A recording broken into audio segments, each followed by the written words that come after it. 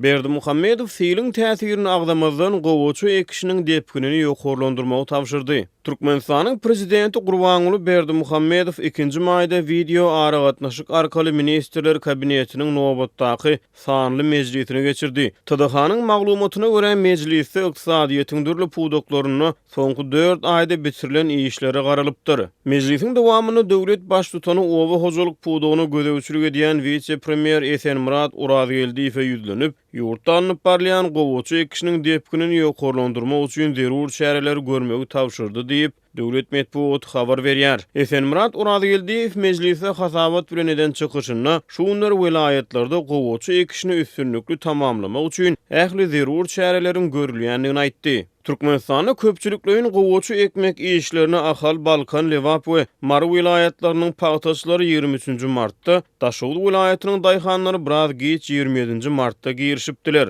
Ýurtda gowuçy ekiş işlerine girişilmegine 45 günden gowrak wagt geçdi. Hökümet resmiýleri gowuçy ekişiniň depkinini ýokurlandyrmak barada maslahat edýär. Azatlyk radiosynyň yerli habarçylarynyň maglumatlaryna görä Türkmenistanyň durly künjeklerini bahar aýlaryna ýagan dowamly ýagyşlar Ahal, Mar we Balkan vilayetlerine gowuçy meýdanlaryny hatardan çykardy. 30 aprelde Azatlyk radiosyna maglumat beren yerli habarçynyň sözlerine görä, ençeme kärençi fiilde zaýa bolan gowuçy ekinlerini täzeden ekmeli bolýanlyklaryny gurrun berýärler. Ýöne hökümet mejlisine fiil sebäpli hatardan çykan gowuçy meýdanlary ýa-da kärençleriň gapaklan gowuçy ýerlerini söküp täzeden ekmäge mejbur boluşlary barada gurrun gozgalmaýar.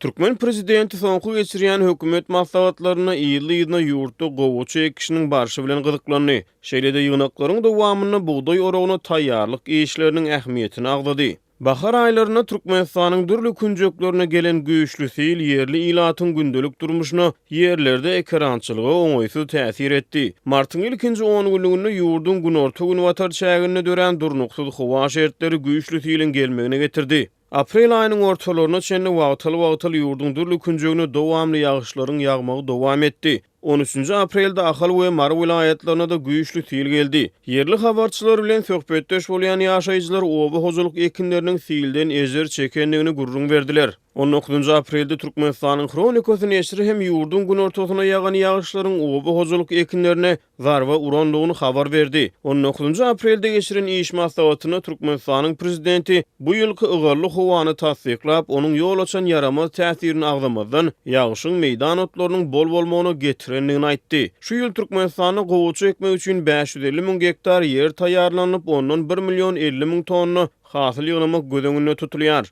Halkara hukuk toporlary Türkmen hökümetiniň paýta önümçiligine mejburi zähmetden peýdalanmagyny tankyd edýär.